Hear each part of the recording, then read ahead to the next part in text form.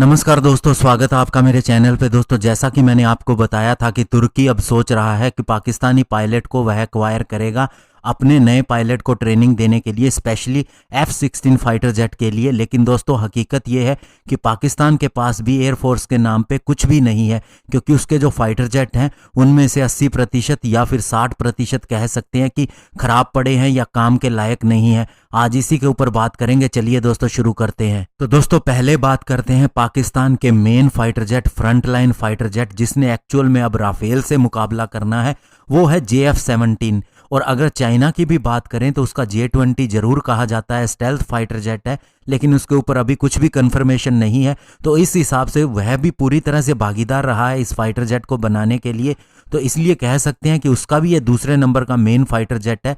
तो दोस्तों, JF-17 की जहां तक बात आती है तो 40% JF-17 फाइटर जेट ऐसे हैं पाकिस्तान एयरफोर्स में जो अभी ग्राउंडेड हैं, यानी कि जो काम के लायक नहीं है, और उनके अंदर प्रॉब्लम इतनी बड़ी है कि अभी उसका हाथों हाथ कोई सोल्यूशन भी नहीं दिख रहा। और ये बड़ी इसलिए भी हो जाती है क्योंकि इसके अंदर अगर इंजन की या किसी और चीज की दिक्कत होती तो माना जा सकता था कि इसे रिप्लेस किया जा सकता है, लेकिन इसकी स्ट्रक्चरल इश्यू है, इसकी स्ट्रक्चर के अंदर इश्यू आ रहे हैं। इसके अलावा दोस्तों, JF-17 के कैनोपी इलेक्ट्रिकल सिस्टम के अंदर बहुत बड़ी प्रॉब्लम आ रही है। ये ठीक से काम नहीं कर पा रहा और ये भी नहीं पता कि ये क्यों नहीं काम कर पा रहा। और ये JF-17B की बात कर रहे हैं जो ड्यूल सीटर है। और इससे खतरा सबसे बड़ा क्या होगा कि मान लीजिए कि फाइटर जेट के अंदर कोई प्रॉब्लम आ गई और अब इसमें से पायलट को इजेक्ट करना है, तो ऐसे में दोस्तों ये बहुत ही मुश्किल होगा या फिर बिल्कुल ही इम्पॉसिबल होगा और पायलट इजेक्ट नहीं कर पाएगा। और इसकी बॉडी या स्ट्रक्चर के अंदर जो प्रॉब्लम आ रही है वो आ रही है इसकी लोअर फेयरिंग स्किन के अंदर,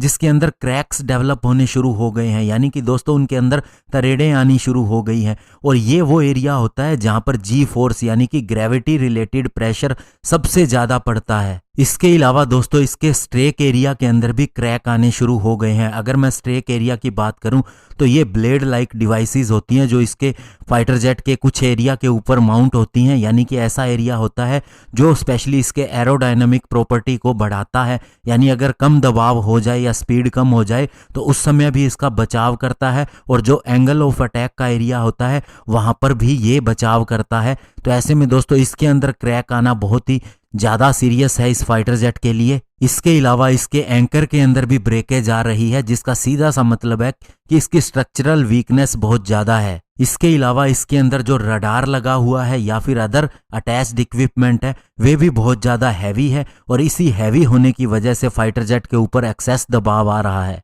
तो ऐसे में दोस्तों, अगर बाकी जेट की बात करें, अगर F-16 जो सबसे मेन फाइटर जेट है तो उसका भी कुछ ऐसा ही हाल है। वो भी दोस्तों 40% तक पुराने हो चुके हैं। इसके अलावा जो अदर फाइटर जेट है मिराज, ये भी 3 दशक पुराने हो चुके हैं। इनका अगर आप इंडिया के फाइटर जेट से मुकाबला करें तो केवल दोस्तों हमारे MiG-21 से ही इनका मुकाबला हो सकता है। इतने पुराने ये फाइटर जेट हैं और पाकिस्तान के पास अभी कोई और ऑप्शन भी नहीं है और पैसा भी नहीं है कि वह नए फाइटर जेट को खरीदे। पहले ही वो डाउन चल रहा था और अब दोस्तों इंडिया के पास राफेल आ गया है। तो ऐसे में पाकिस्तान का बहुत ही बुरा हाल है और तुर्की चाह रहा है कि वह उसके पायलट को अपने यहाँ बुला ले और उनसे ट्रेनिंग ले। तो इससे अच्छा होगा कि वे पायलट वहीं परमानेंट ही रख लें, क्योंकि इनके पास फाइटर जेट नहीं है और उनके पास पायलट नहीं है। धन्यवाद। जय हिंद।